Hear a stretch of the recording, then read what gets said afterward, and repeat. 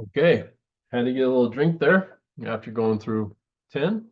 Let's go ahead and go to 11. All right, 11. Okay. What do we got here? Shep Company's records show the following information for the current year. Compute net income. Oh, so much fun. Oh, under 3 different scenarios even. Okay. So this is going to really blow your mind. You will need Excel. Oh, you should use Excel, or you could use it in the calculator if you want. I prefer Excel. I can always double check myself. So I'm going to go back to my Excel file. I'll have it on the side right here. Okay, so let's first put some information in here, right?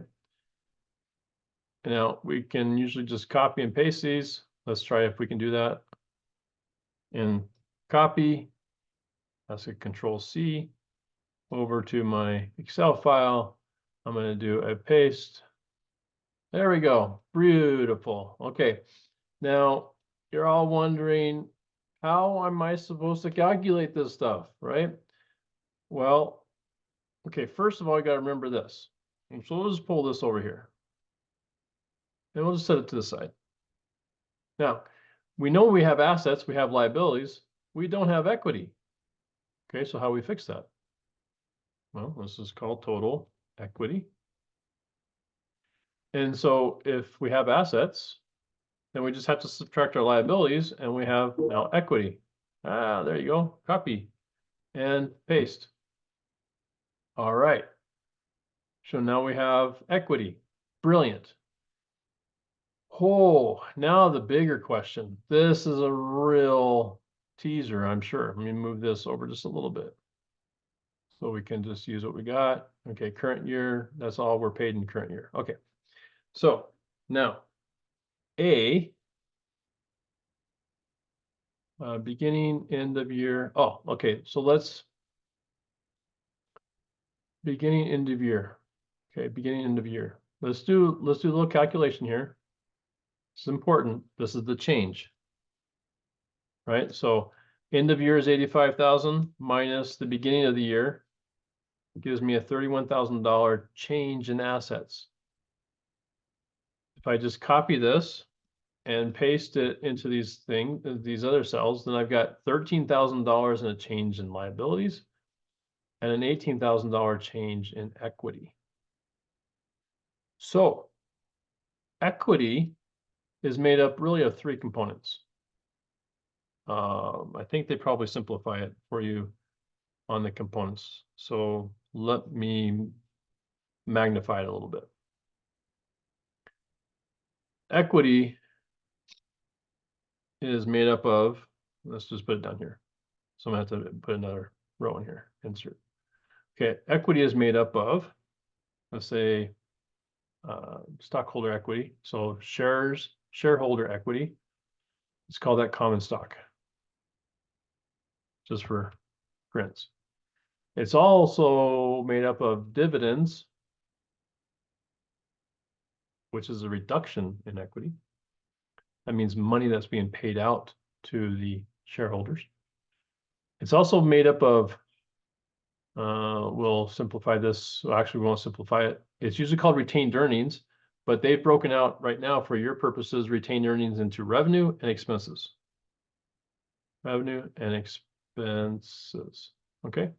So those are the 3 components. So this change in equity happened either because somebody invested more money, because this is a plus. Let's put this in as a plus, right? Usually, this is usually a negative. This is usually a plus, and this is usually a negative. Okay, negative. So the net result is a positive. So somewhere the revenue and or the stock was greater than the dividends or the expenses. Now they've given you a couple of things here. So on A, $5,000 in additional stock. Okay, so let's just put that there. The change is $5,000 here. So 5,000 of the 18,000 is related to common stock. Let's make some more room here. Okay. And issued $9,000 in dividends. So that's a negative. So we're just going to put that in as the actual negative, $9,000. Okay.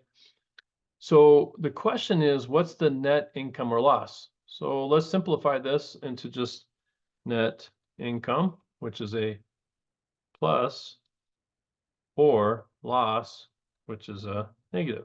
Okay. We're getting a little closer. We'll just take this one out. Now, let's put a total here. Equals the sum, right, of these numbers. So right now we're at a -4 and difference. So we're going to take the difference. So what's the difference between this number, the total equity change, and what we currently have? That's $22,000. So arguably, in order for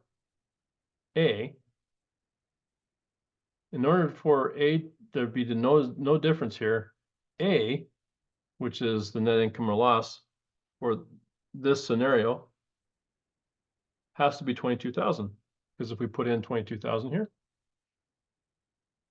then we get 0, no difference. Okay, so this is going to be 22,000. So now let's change the scenario. Right, we can take these all out,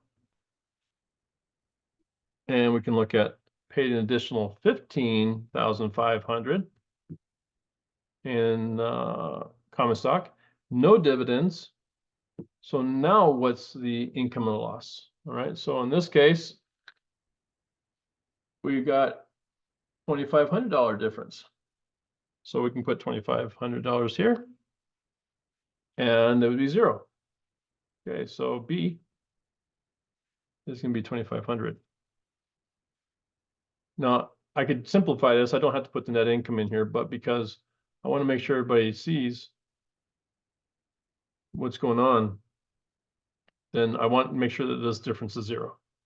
And the last scenario, let's take these out. Okay. No additional common stock, dividends of minus $14,000. And so the question is, what's net income? That's $32,000. So C is 32,000. Okay, so now let's put those in here. Oops. It's 22, 25, and 32.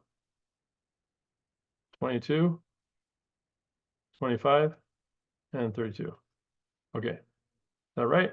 Let's just double check that I'm still have my numbers, 22, 25, and 32. Okay. So let's check my work. And the answer is correct. So that's how you work that one out. Okay. That's number 11.